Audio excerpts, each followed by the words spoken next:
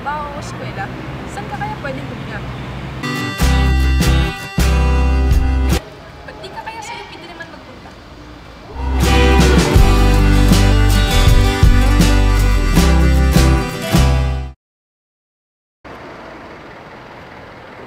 Nakababawas ng stress ang pagkakalantad sa mga espasyong luntian ayon sa isang pag-aaral ng University of Edinburgh. Ito ang Universidad ng Pilipinas Diliman, ang pangunahing campus ng University of the Philippines System. May kabuuang lawak na 473 hektarya nang ibabaw ang kulay berde sa buong pamantasan. Orihinal na sentro ng UP System ang campus nito sa Padre Faura, Maynila. Di naglaon na pagkasunduan ng Board of Regents na magtatag ng mas malaking campus, kaya unti-unting itinayo ang UP Diliman taong 1939. Sa kasalukuyan, may 24,000 scholar ng bayan ang nag-aaral sa UP Diliman. Pumapatak naman sa 3,000 ang bilang ng kaguruan. Mapuno, malilim, presko, maluwang, luntian. Naghahandog ng kanlungan ang UP Diliman sa mga nahahapos sa ingay at kasikipan ng kalunsuran. Ito ang General Antonio Luna Parade Grounds o mas kilala sa tawag na Sunken Garden. Matatagpuan ito sa kabilang dulo ng Academic Oval at napaliligiran ng College of Education, Vincent's Hall, College of Business Administration, School of Economics at College of Law. Dito sa Sunken ginaganap ang taon ng UP Fair. Pangkaraniwan ding may naglalaro rito ng football, frisbee at touch rugby.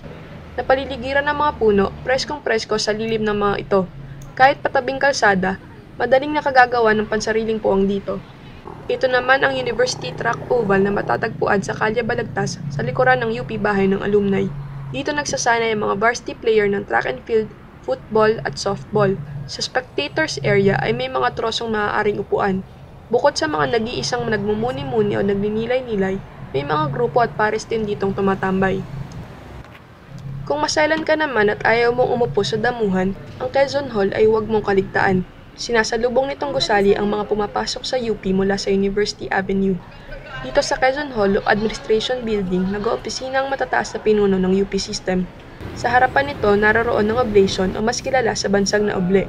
Matatagpuan naman sa kabilang panig ng gusali ang University Amphitheater kung saan nagtatapos ang Lantern Parade tuwing Disyembre at pinagaganapan ng University Graduation tuwing Abril. Mula sa kinasasandalang haligi, pansing-pansin ang kaluntianan ng UP. Abot tanaw mula rito ang UP Lagun. Kilala ang UP Lagun sa mga berdeng storya bilang tanyag na kitaan ng mga magkakasintahan. Palibhas ay liblib sa dami ng mga puno, sinasabing maraming nagaganap sa pagitan ng mga magsising irog dito.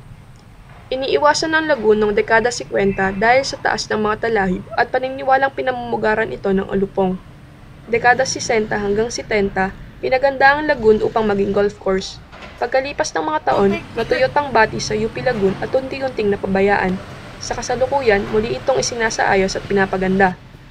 Dahil liblib, nagkaroon din ng Lagun ng reputasyong delikado, kaya naman may nakatalaga na ngayong security personnel dito.